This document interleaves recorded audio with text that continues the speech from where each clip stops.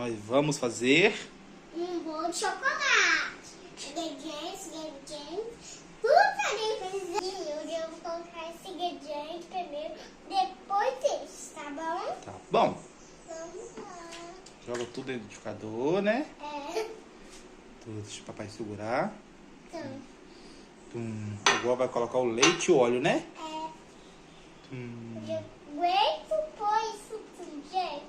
Se aguentar, já era. Nossa. Agora o óleo, né? É, daqui, ó. Tá bom. Óleo. Primeiro.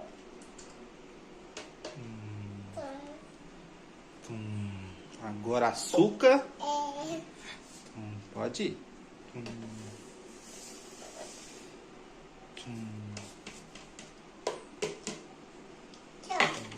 Agora o chocolate. Chocolate.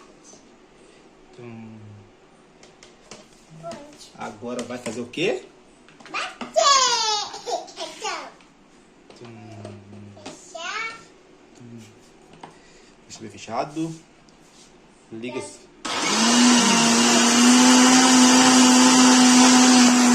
Despejar na vasilhinha. Eu tenho muito medo de despejar. Devagar. Nossa. Devagar. Molengo. Pronto, tem não. Nossa, como chocolate fez? E agora a gente vai pôr esse primeiro.